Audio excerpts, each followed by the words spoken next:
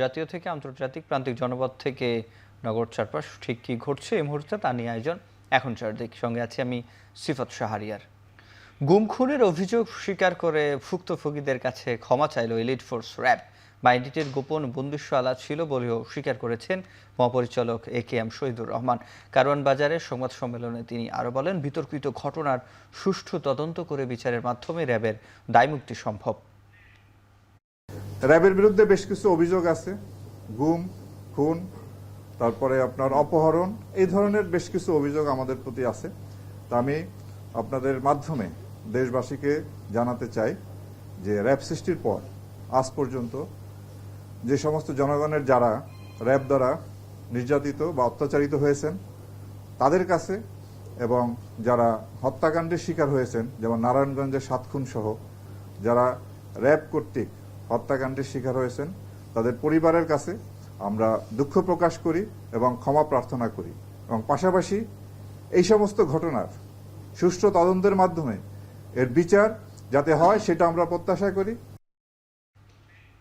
বাংলাদেশের অন্তর্বর্তী সরকার নিয়ে ক্ষমতাচ্যুত প্রধানমন্ত্রী শেখ হাসিনার সমালোচনা ও মন্তব্য ভারত সরকার সমর্থন করে না বলে জানিয়েছেন দেশটির পররাষ্ট্র সচিব বিক্রম মিস্ত্রি। সম্প্রতি ঢাকা সফর শেষে বুধবার কংগ্রেস নেতা শশী থারুরের নেতৃত্বে ভারতের পররাষ্ট্র বিষয়ক সংসদীয় স্থায়ী কমিটির ব্রিফিংয়ে কথা জানান তিনি। এ সময় বিক্রম মিস্ত্রি আরও বলেন, বাংলাদেশের সঙ্গে ভারতের সম্পর্ক কোনো একটি নির্দিষ্ট রাজনৈতিক দল বা সরকারের মধ্যে সীমাবদ্ধ নয়। বাংলাদেশের জনগণকে গুরুত্ব দেয় ভারত। শেখ হাসিনা ব্যক্তিগত যোগাযোগ যন্ত্র ব্যবহার করে মন্তব্য করেছেন উল্লেখ করে বিক্রম মিস্ত্রি বলেন, ভারত সরকার শেখ হাসিনাকে এমন কোনো প্ল্যাটফর্ম বা সুবিধা দেয়নি যা ব্যবহার করে তিনি ভারতের মাটিতে বসে রাজনৈতিক কর্মকাণ্ড পরিচালনা করতে পারেন। এছাড়াও ঢাকা সফর নিয়ে পররাষ্ট্র সচিব বিক্রম মিস্ত্রি বলেন, দুই দেশের সম্পর্ক উন্নতি হচ্ছে। হিন্দুদের উপর হামলার ঘটনায় জড়িতদের বিরুদ্ধে ব্যবস্থা নিতে বাংলাদেশের অন্তর্বর্তী সরকার আশ্বাস দিয়েছে বলেও জানান ভারতীয় পররাষ্ট্র সচিব।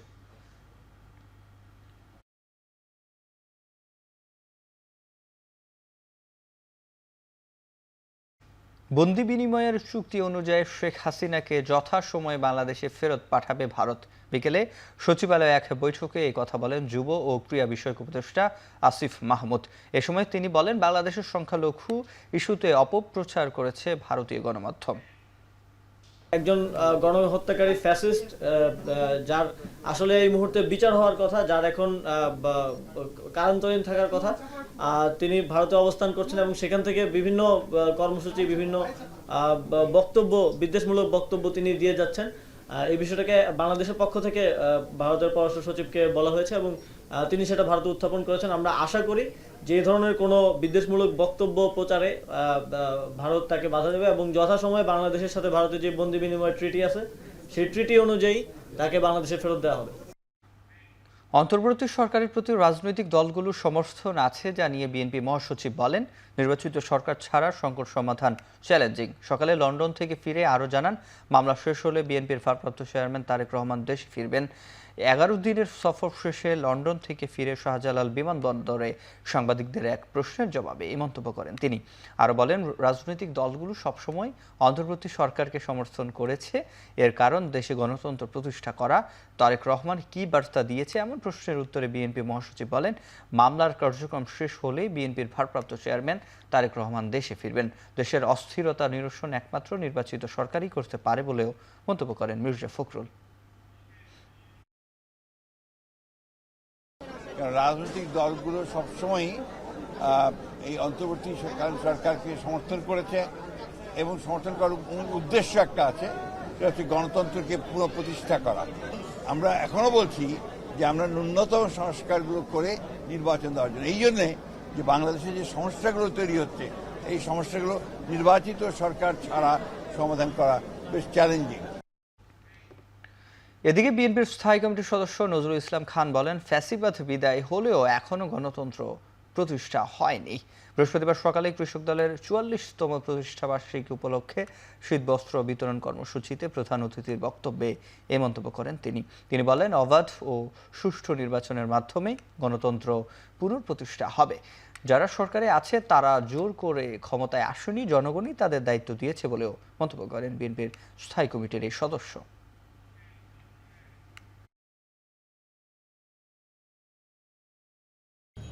এখন যারা দায়িত্বে আছেন, সরকারে আছেন, তারা জোর করে ক্ষমতা দখল করে নাই। আমরা এদেশের জনগণ আমরা তাদেরকে দায়িত্ব দিয়েছি। আগের মতো বিনা ভোটে না, রাতের ভোটে না, দামি ভোটে না, জনগণের ভোটে একটা সরকার নির্বাচনের ব্যবস্থা করবেন। আমরা আশা করব শিগগিরই এই পরিবর্তন সম্পূর্ণ হবে।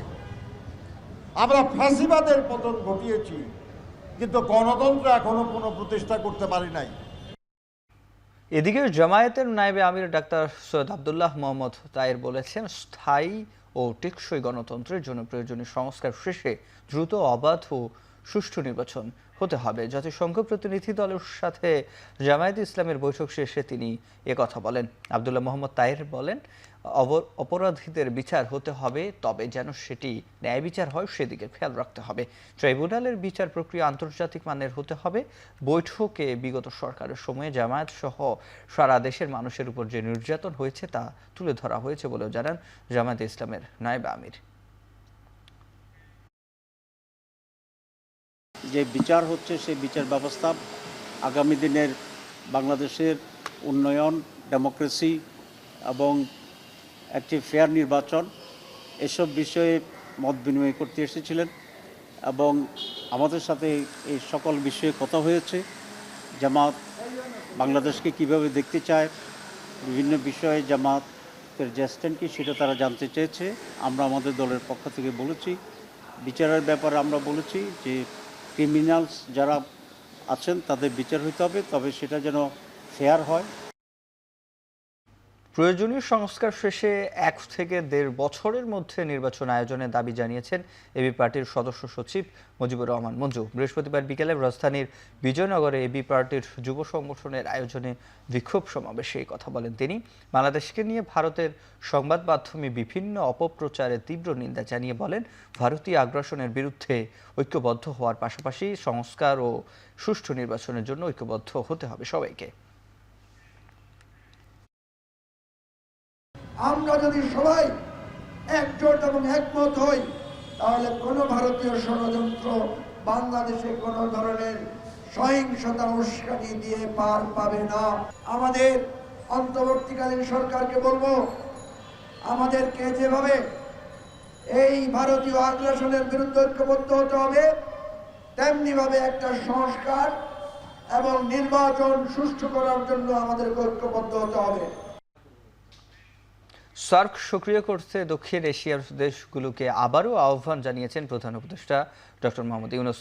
সকালে এসএফও প্রতিনিধি সম্মেলনে ভিডিও কনফারেন্সের মাধ্যমে বৈঠকে যুক্ত হয়ে তিনি এই আহ্বান জানান।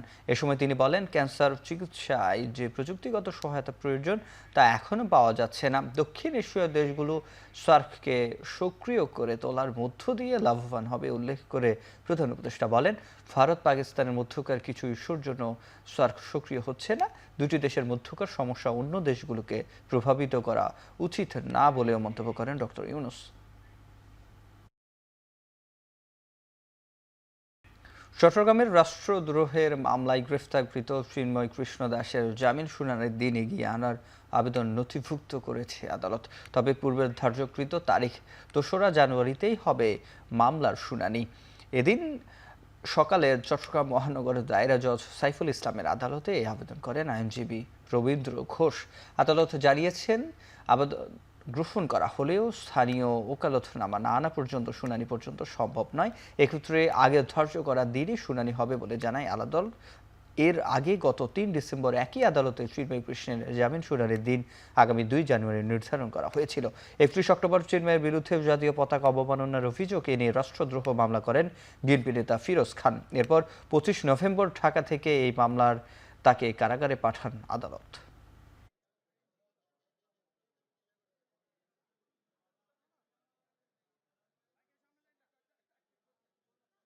আরেকটা লয়ার না থাকার কারণে এইবারের উনি এটা পেন্ডিং রেখে দিয়েছেন। আমরা এটা যদি রিজেক্ট হয় আমরা হাইকোর্টে যাব। আমার ফিজিক্যালি নয়, ভার্বালি অ্যাসল্ট করা হয়েছে। আপনি বুঝতে পেরেছেন তো, ভার্বালি অ্যাসল্ট করা হয়েছে, এটা আমি বলেছি। আমাদের এই আদালতগুলোতে যখন মামলা হয় বাদী বিবাদীর পক্ষের মধ্যে তর্ক বিতর্ক হয়। এটাকে যদি আপনি মানসিক চাপ বলেন তাহলে আমার কিছু বলার নেই। তবে উনি আজকে বিজ্ঞ আদালত ওনাকে অনেক সুযোগ দিয়েছেন মামলা শুনানি করার জন্য। উনি যদিও বলেছেন যে ওনার পাওয়ার অধিকার ছিল, তবে কোর্ট ওনাকে পাওয়ার দেওয়ার জন্য অনেক চেষ্টা করেছে। সাবেক প্রতিমন্ত্রী জুনায়েদ আহমেদ পলককে জিজ্ঞাসাবাদে তদন্ত সংস্থাকে অনুমতি দিয়েছেন আন্তর্জাতিক অপরাধ ট্রাইব্যুনাল। একই সঙ্গে যাত্রাবাড়ী থানার সাবেক ওসি আবুল হাসানকেও জিজ্ঞাসাবাদ করার অনুমতি দেওয়া হয়েছে। পলককে 18 ডিসেম্বর ও আবুল হাসানকে 15 ডিসেম্বর জিজ্ঞাসাবাদ করা হবে। আন্তর্জাতিক অপরাধ ট্রাইব্যুনালের চেয়ারম্যান বিচারপতি গোলাম মুর্তজা মজুমদারের নেতৃত্বাধীন 3 সদস্য ট্রাইব্যুনাল এই আদেশ দেন। শুনানিতে ট্রাইব্যুনাল জানতে চান পরোয়ানা জারি করা পুলিশ কর্মকর্তারা কিভাবে পালিয়ে যাচ্ছে, অনেক আসামিকে গ্রেফতার করা হচ্ছে না কেন সে ব্যাপারেও জানতে চান। পরোয়ানা জারি করা আসামিদের গ্রেফতারে আইন শৃঙ্খলা বাহিনীর পদক্ষেপ 1 সপ্তাহের মধ্যে ট্রাইব্যুনালকে জানাতে বলা হয়েছে। জুলাই আগস্টের আন্দোলনে ইন্টারনেট বন্ধ করা সহ বিভিন্ন পদক্ষেপ সম্পর্কে সাবেক আইসিটি প্রতিমন্ত্রী পলককে জিজ্ঞাসা করার প্রয়োজন মনে করেন তদন্ত সংস্থা।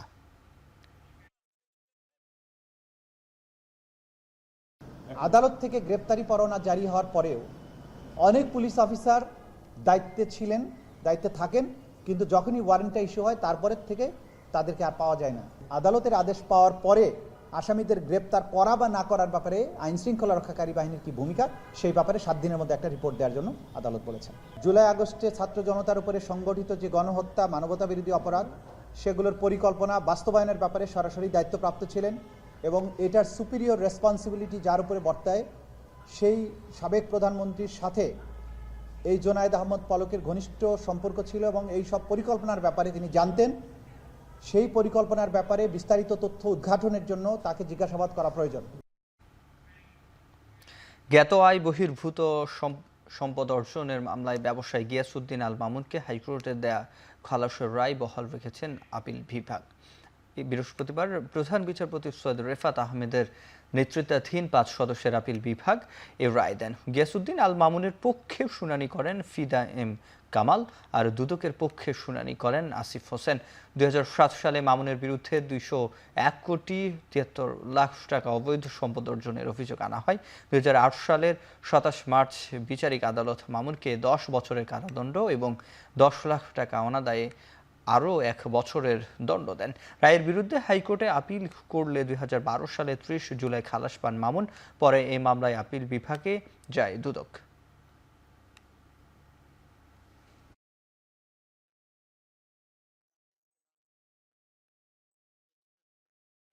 এস আলম গ্রুপের কর্ণধার সাইফুল আলম মাসুদের বিরুদ্ধে 29 কোটি টাকা হাতিয়ে নেওয়ার অভিযোগ মামলা করেছেন চট্টগ্রামের এক নারী। বৃহস্পতিবার দুপুরে চট্টগ্রাম মেট্রোপলিটন ম্যাজিস্ট্রেট আবু বকর সিদ্দিকের আদালতে মামলা করেন তিনি। মামলায় অভিযুক্ত মাসুদের ব্যক্তিগত সহকারী আকিজউদ্দিনকেও আসামি করা হয়। অভিযোগে বলা হয়, এস আলম গ্রুপের কর্ণধার সাইফুল আলম মাসুদ ও তার পিএস আকিজউদ্দিন বাদীর সই করা খালি চেকের মাধ্যমে 29 কোটি টাকা আত্মসাৎ করেন।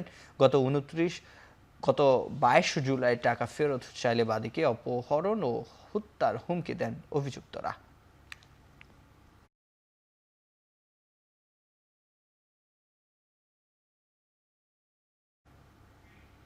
বিশ্ব ইজতেমাকে ঘিরে তাবলিগের বিবাদমান গ্রুপ মাওলানা সাদ অনুসারীরা ও মাওলানা জুবাইরের অনুসারীদের মধ্যে সংঘর্ষ হয়। বিকেলে ইজতেমা ময়দানের পশ্চিম পাশে এক জরুরি সংবাদ সম্মেলনের মাধ্যমে এসব জানান মাওলানা সাদ অনুসারীরা। মাওলানা সাদ অনুসারীরা অভিযোগ করে বলেন, ইজতেমা ময়দানে জোর ইজতেমা আয়োজনের অনুমতি চেয়ে গাজীপুর মেট্রোপলিটন পুলিশের দক্ষিণ বিভাগের উপকমিশনারের কাছে যায় আয়োজকদের একটি দল।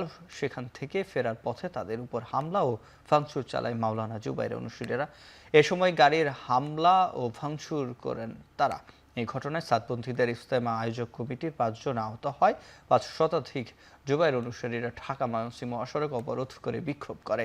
পরে পুলিশ এসে পরিস্থিতি নিয়ন্ত্রণে আনে।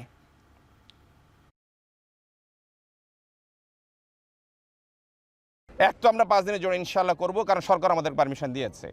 2 নম্বর, এটার ব্যাপারে আমাদের যে সাথী আহত হয়েছেন ভয়াবহ রকমভাবে, তার অবস্থা তো অ্যাকচুয়ালি আমি এখনও জানি না। অপারেশন থিয়েটারে ঢুকে নিয়ে গেছে ইমার্জেন্সি, ওই ব্যাপারে আইনানুগ ব্যবস্থা গ্রহণ করা হবে। সার কারখানা তৈরির নামে বিগত সরকার হাজার কোটি টাকা লুটপাট করেছে মন্তব্য করেছেন বিএনপির স্থায়ী কমিটির সদস্য মঈন খান। এদিন বৃহস্পতিবার বিকেলে নরসিংদীর পলাশে বিএনপির প্রতিষ্ঠাতা সদস্য ও সাবেক খাদ্যমন্ত্রী আব্দুল মোমেন খানের ৪০তম মৃত্যুবার্ষিকীর স্মরণ সভা ও দোয়া মাহফিলে মঈন খান এসব কথা বলেন। তিনি বলেন, নরসিংদীর পলাশের ২টি সার কারখানা ভেঙে নতুন একটি সার কারখানা তৈরি করে হাজার হাজার কোটি টাকা লুটপাট করেছে বিগত সরকার। তিনি আরও বলেন, স্বৈরাচারের বিদেশি কাপড় আমদানি করে দেশীয় কাপড়ের বাজার ও শিল্প ধ্বংস করেছে। নরসিংদীর বাবুরহাট আজ ধ্বংসের পথে, ঝুঁকিতে নরসিংদীর কাগজ কল, তাঁত সহ অন্যান্য শিল্প। পলাশ ও নরসিংদীর পাট শিল্পের ধ্বংস নিয়েও দুঃখ প্রকাশ করেন বর্ষিয়ান এই রাজনীতিবিদ। এখানে যে পলাশে আর যে শিল্পগুলো ছিল কাগজের কল, সেটাও আজকে প্রায় কোনো কাজ করে না।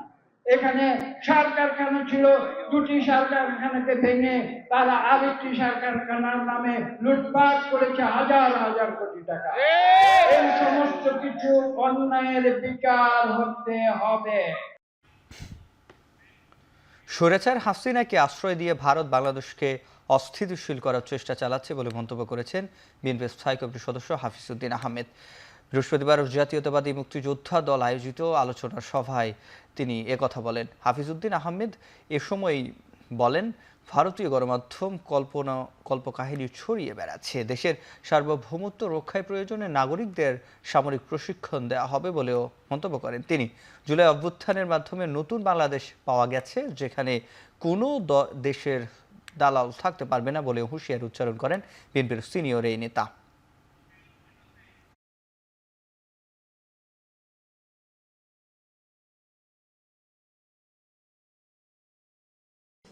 তিনি আবার তার সাবেক আশ্রয়স্থল ভারতে প্রবেশ করেছেন বাংলাদেশকে ধ্বংস করার জন্য, আনস্টেবল করার জন্য।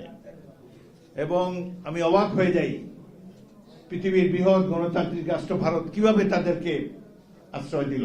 তারা বিশ্ববাসীকে দেখাতে চায় যে বাংলাদেশের মানুষ একপেশে, বাংলাদেশে কারো জীবন নিরাপদ নয়। সম্পূর্ণ মিথ্যাচারের তীব্র নিন্দা আমরা এখানে জানাচ্ছি। আর একটি কথা, যুদ্ধ যদি তারা শুরু করে, এই যুদ্ধ আবার তাদের দেশে গিয়েই শেষ হবে। আমরা প্রত্যেকটি বাংলাদেশি নাগরিককে সামরিক ট্রেনিং দিয়ে প্রস্তুত করব যুদ্ধের জন্য। রাষ্ট্র মেরামতের ৩১ দফাকে জনগণের দফায় রূপান্তরিত করতে পারলে বিএনপি ক্ষমতা আসবে বলে মন্তব্য করেছেন ডাক্তার এজেএম জাহিদ হোসেন। বৃহস্পতিবার বিকেলে মৌলভীবাজারে কুলাউড়া কর্মী সমাবেশে একথা বলেন বিএনপির স্থায়ী কমিটির সদস্য। বলেন, ছাত্র জনতা ঐক্যবদ্ধ আন্দোলনের মাধ্যমে স্বৈরশাসককে দেশ থেকে বিতাড়িত করেছে, তাই বাংলাদেশে হাসিনার প্রত্যাবর্তন দিবাস্বপ্ন। এর আগে উপজেলা ডাকবাংলো মাঠে সমাবেশে যোগ দেন জেলা উপজেলার বিভিন্ন পর্যায়ের নেতাকর্মীরা। সমাবেশে রূপ নেয় জনসভায়। এ সময় বক্তারা রাষ্ট্র সংস্কারে বিএনপির ৩১ দফায় বিভিন্ন দিক তুলে ধরেন। বক্তারা বলেন, গণতন্ত্র পুনরুদ্ধারে লড়াই করেছে বিএনপি, তাই অন্যায়, দুর্নীতি এবং বিএনপি একসাথে চলবে না।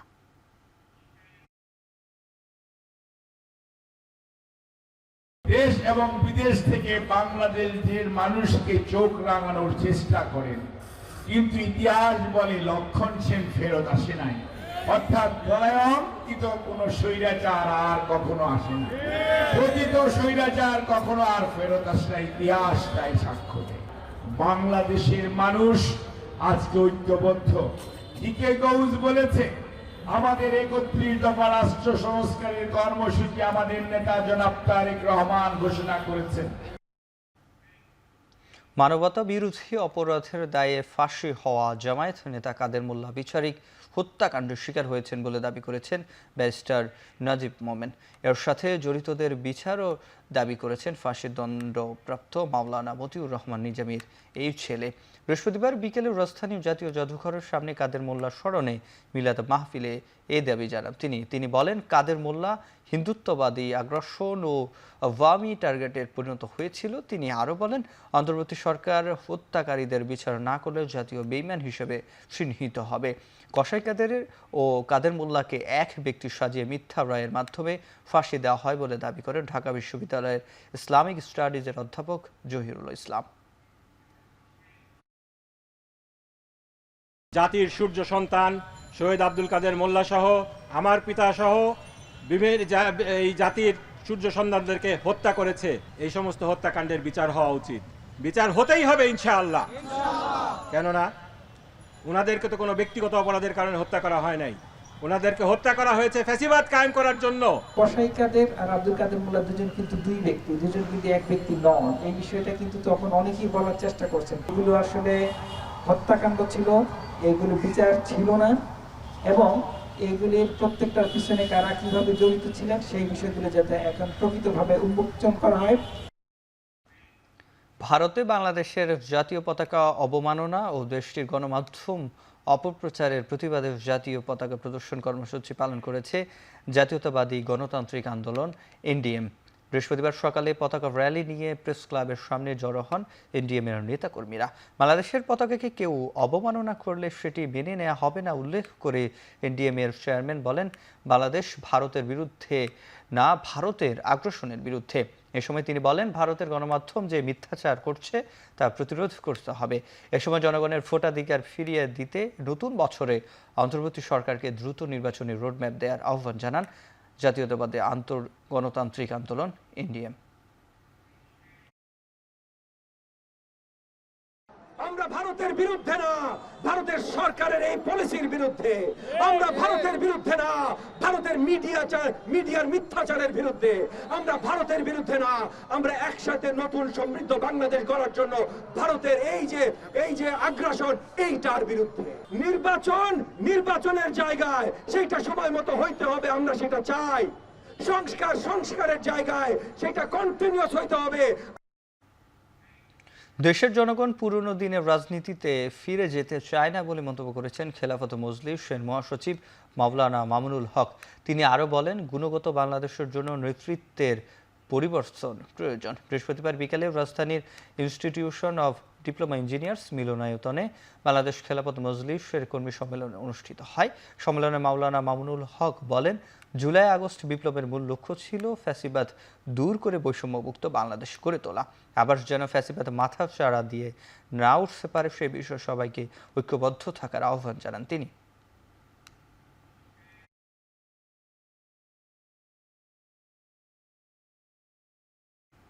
বৃহস্পতিবার দেশের সর্বনিম্ন তাপমাত্রা 10.2 ডিগ্রি সেলসিয়াস। 24 ঘন্টায় সর্বনিম্ন তাপমাত্রা রেকর্ড হয়েছে গোপালগঞ্জে ও চুয়াডাঙ্গায়। ঢাকায় তাপমাত্রা 14.8 ডিগ্রি সেলসিয়াস। এই অবস্থা আরও 3 থেকে 4 দিন থাকতে পারে। আবহাওয়াবিদ শাহনাজ সুলতানা বলেন, চলতি মাসের শেষ দিকে তীব্র শৈত্যপ্রবাহ হতে পারে। এই শীতের যে প্রকোপটা আগামী আর 4-5 দিন এটা অব্যাহত থাকতে পারে। তো এরপরে কিছুটা রাইজ করলে তার মানে এই নয় যে শীত পাবেন না, তা না। শীতের প্রকোপটা অনেক বেশি, যে শীতের হাড়কাপ্পা শীত, এটা কিছুটা কমে আসবে। তো কমে আসলে এরপরে মনে করেন 18-19 তারিখের পরে যদি কমে আসে, এরপরে আবার এ মাসের শেষের দিকে আবার একটা শীতের শৈত্যপ্রবাহ আসার সম্ভাবনা রয়েছে। সেই শৈত্যপ্রবাহ কিন্তু এখন যে শীতের অনুভব তার চেয়ে বেশি হবে। বায়ুবাহিত রোগ প্রতিরোধে সবাইকে মাস্ক পরে বাইরে বের হওয়ার আহ্বান জানিয়েছেন পরিবেশ উপদেষ্টা সৈয়দা রেজওয়ানা হাসান। বৃহস্পতিবার বিকেলে সচিবালয়ে আসন্ন শুষ্ক মৌসুমে ঢাকা ও এর পাশের এলাকায় পরিবেশ দূষণ রোধে করণীয় নির্ধারণী সভায় তিনি এই আহ্বান জানান। এ সময় রাজধানীতে পণ্যবাহী খোলা ট্রাক প্রবেশ বন্ধে ট্রাফিক পুলিশকে নির্দেশনা দেন তিনি। ঢাকাতে কোনো পয়েন্ট থেকে আনকাভার্ড অবস্থায় ট্রাক নিয়ে ঢোকা যাবে না। এই অ্যালার্ট সিস্টেমটাকে আমাদের বিবেচনায় নিতে হবে, মাস্ক পরতে হবে।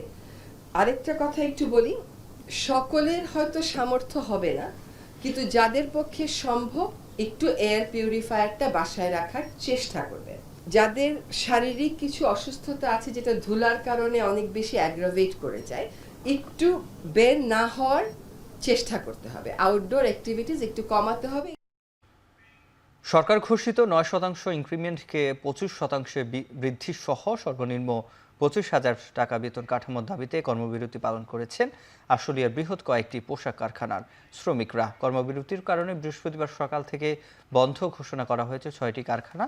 সেই সঙ্গে সাধারণ ছুটি ঘোষণা করা হয়েছে আরও 6টি কারখানায়। কর্মবিরতির কারণে কোথাও অপ্রীতিকর ঘটনা ঘটেনি। শিল্পাঞ্চলে মোতায়েন রয়েছে সেনাবাহিনী সহ আইনশৃঙ্খলা রক্ষাকারী বাহিনীর সদস্যরা। শ্রমিকদের দাবি, মূল্যস্ফীতি বেড়ে যাওয়ায় চলতি বেতনে তাদের জীবনযাত্রা নির্বাহ করা কঠিন হয়ে পড়েছে। এ অবস্থায় 9%-এর পরিবর্তে বাৎসরিক বেতন 15% বাড়ানোর দাবি তাদের।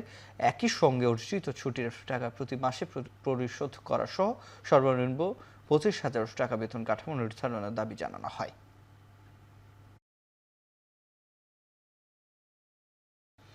একুশে পদকপ্রাপ্ত প্রখ্যাত রবীন্দ্রসঙ্গীত শিল্পী পাপিয়া সরোয়ার মারা গেছেন। বৃহস্পতিবার সকাল 8টায় রাজধানীর একটি বেসরকারি হাসপাতালে শেষ নিঃশ্বাস ত্যাগ করেন তিনি।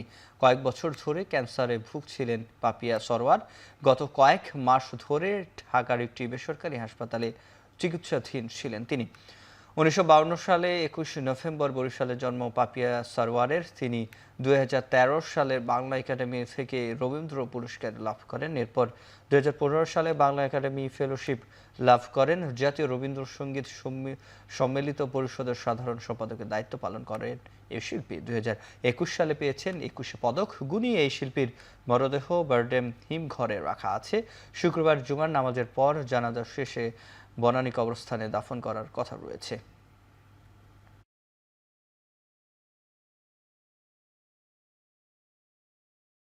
ছাত্র জনতার অভ্যুত্থানে আহত 75% ভুগছেন মানসিক বিষণ্ণতায়। ঝুঁকিতে রয়েছেন জটিল মানসিক রোগে আক্রান্ত হওয়ার, এমনটাই দাবি বেসরকারি সংস্থা আচল ফাউন্ডেশনের। বৃহস্পতিবার বিকালে জুলাই গণ অভ্যুত্থান পরবর্তী মানসিক স্বাস্থ্য সেবা নিয়ে এক আলোচনা সভায় উঠে এসেছে এমন তথ্য।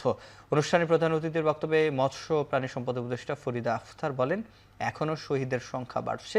ক্যাবিনেট মিটিংয়ে জোর দেওয়া হচ্ছে আহতদের চিকিৎসার পাশাপাশি মানসিক চিকিৎসার ব্যাপারেও। এ সময় মানসিক স্বাস্থ্য সংকট মোকাবিলায় 8টি প্রস্তাবনাও দেয় বেসরকারি এই সংস্থাটি।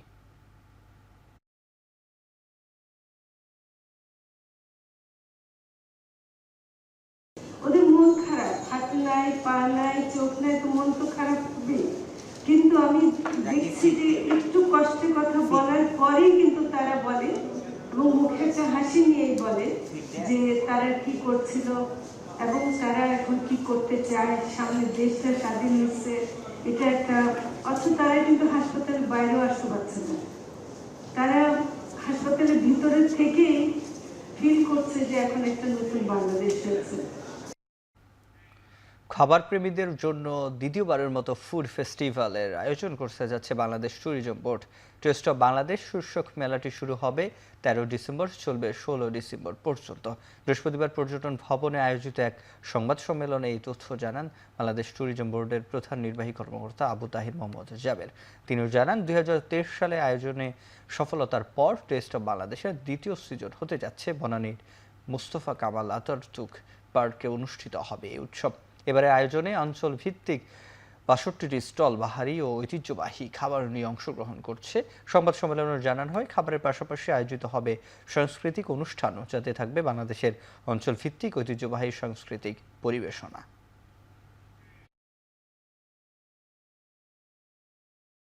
বাংলাদেশের ঐতিহ্যবাহী খাবার ও সংস্কৃতির অসামান্য মেলবন্ধন এই test of Bangladesh. Test of বাংলাদেশের অন্যতম উদ্দেশ্য হচ্ছে তরুণ প্রজন্মের সাথে আমাদের ঐতিহ্যবাহী খাবার ও সংস্কৃতির পরিচয় করা।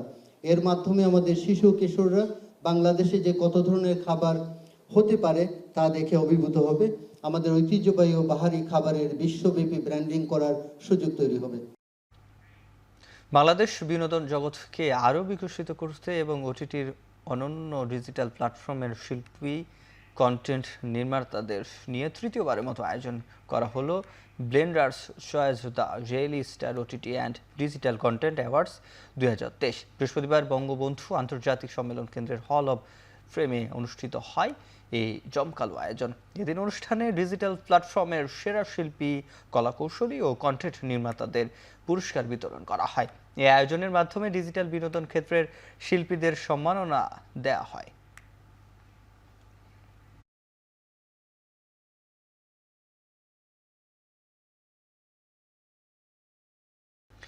এবার আন্তর্জাতিক প্রসঙ্গ। মিয়ানমারের রাখাইন রাজ্যের মংডু শহরে নিয়ন্ত্রণ নেয়ার পর এবার সান রাজ্যে জান্তা বাহিনীর সাথে সংঘাতে জড়িয়েছে বিদ্রোহী গোষ্ঠী। 10 দিন দুই পক্ষের এই সংঘাতে অন্তত 34 জান্তার প্রাণহানি হয়েছে বলে নিশ্চিত করেছে আন্তর্জাতিক গণমাধ্যম। এর আগে মংডু দখলের মাধ্যমে বাংলাদেশ ঘেঁষা মিয়ানমারের 270 কিলোমিটার সীমান্ত আরাকান আর্মির নিয়ন্ত্রণে চলে গেছে বলে দাবি সংবাদ মাধ্যম ইরাবতীর। প্রতিবেদনে আরও বলা হয় প্রায় ৮০ জন রোহিঙ্গা বিদ্রোহী সহ জান্তার operation commander brigadier general Thurein তুনকে গ্রেপ্তার করেছে আরাকান আর্মি। আরাকান আর্মির মুখপাত্র ইউ খাইল বিবিসিকে জানান, এরই মধ্যে পশ্চিম অঞ্চলে জান্তা কমান্ডো হেডকোয়ার্টার দখল নেওয়া হয়েছে।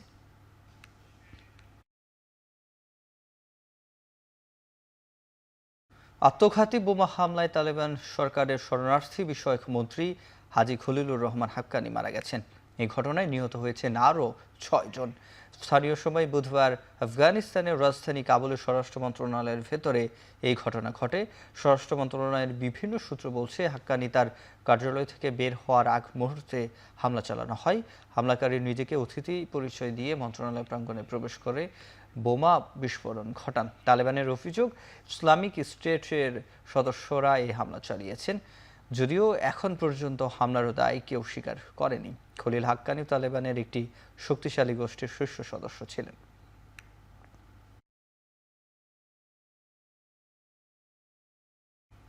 এক দেশ এক নির্বাচন বাস্তবায়নে ভারতের কেন্দ্রীয় মন্ত্রিসভায় একটি বিল পাস হয়েছে, যেখানে একযোগে লোকসভা এবং বিধানসভা নির্বাচনের প্রস্তাব তোলা হয়েছে। এদিন বৃহস্পতিবার এই প্রস্তাবের এক সূত্রের বরাত দিয়ে বিকেলে এই বিষয়ে সংবাদ প্রকাশ করেছে ভারতীয় গণমাধ্যম এনডিটিভি। সংবিধানের অন্তত ৫টি অনুচ্ছেদ সংশোধন দেখিয়ে এক দেশ এক নির্বাচন বিষয়ক বিলটি মন্ত্রিসভায় পাশ হলো, যা চলমান শীতকালীন অধিবেশনেই লোকসভায় পেশ করা হবে বলে জানা গেছে। মোদী সরকারের চুক্তি অনুযায়ী সিদ্ধান্তটি বাস্তবায়নে চলে। একদিকে যেমন ভারতের নির্বাচনে খরচ কমবে, তেমনি বরাবর নির্বাচনে বিধিনিষেধ এবং আচরণবিধি পালনের ঝক্কিও কমবে বলে মনে করেন। সেক্ষেত্রে উন্নয়নমূলক কাজ করার সময় আরও বেশি পাওয়া যাবে বলেও দাবি ক্ষমতাসীন বিজেপির।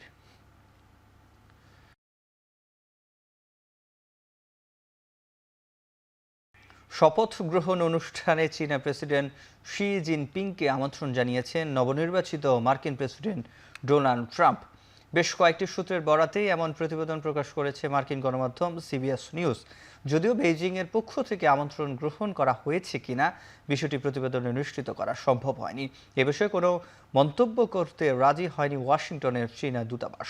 সম্প্রতি এনবিসি নিউজকে দেয়া সাক্ষাৎকারে ট্রাম্প জানান, শি জিনপিংয়ের সঙ্গে তার সম্পর্ক ভালো যাচ্ছে। নির্বাচনে জয়ের পর চীনা পণ্যের উপর ৭০% শুল্ক আরোপের ঘোষণা দেন নবনির্বাচিত মার্কিন প্রেসিডেন্ট।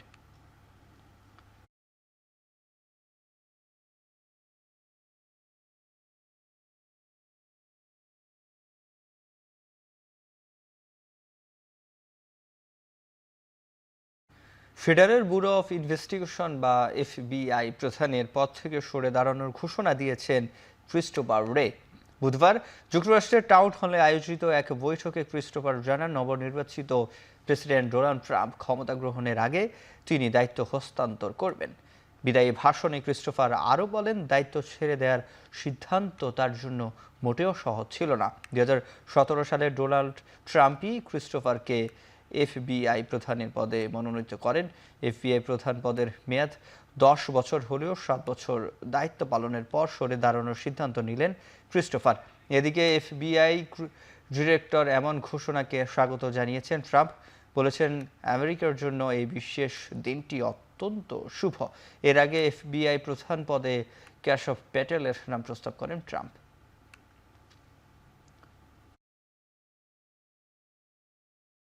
বিশ্বজুড়ে মিডিয়া জায়ান্ট মেটার ফেসবুক, ইনস্টাগ্রাম ও হোয়াটসঅ্যাপ সহ বেশ কয়েকটি অ্যাপে বিভ্রাট দেখা দেয়। এসব অ্যাপ ব্যবহার করতে গিয়ে বুধবার অনেক ব্যবহারকারী সমস্যায় পড়েন। এ সময় অ্যাপগুলোতে নতুন কোনো পোস্ট দেওয়া যাচ্ছিল না। পরে সামাজিক যোগাযোগ মাধ্যম এক্সে এক পোস্ট দিয়ে মেটা জানায়, প্রযুক্তিগত সমস্যার কারণেই এই জটিলতা তৈরি হয়েছে। যুক্তরাজ্য সহ এশিয়া ও অস্ট্রেলিয়া থেকে কয়েক হাজার মানুষ সমস্যার কথা জানিয়েছে। যুক্তরাজ্যের স্থানীয় সময় সন্ধ্যা ৬টার দিকে বিভ্রাট শুরু হয়েছিল, তবে কিছু সময় পরে ধীরে ধীরে স্বাভাবিক অবস্থায় ফিরে আসে প্রায় সব অ্যাপে। সামরিক এই অসুবিধার জন্য দুঃখ প্রকাশ করেছে মেটা। গত মার্চ মাসেও এমন বিভ্রাট দেখা দিয়েছিল।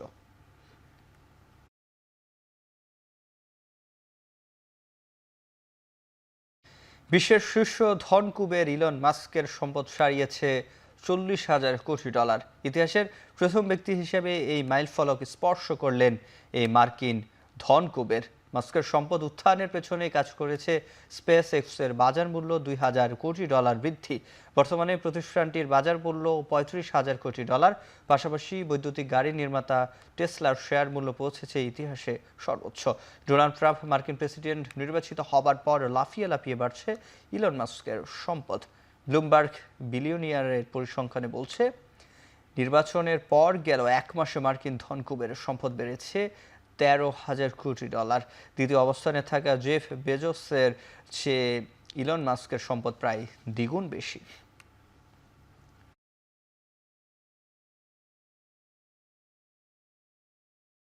শেষ করছে এখন চারদিক। এখন টেলিভিশন ওয়েবসাইটে দেখতে ভিজিট করুন www.এখন.tv। এখন টেলিভিশন ফেসবুকে দেখতে ভিজিট করুন facebook.com/tv.এখন। ইউটিউবে দেখতে ভিজিট করুন youtube.com/c/এখন tv।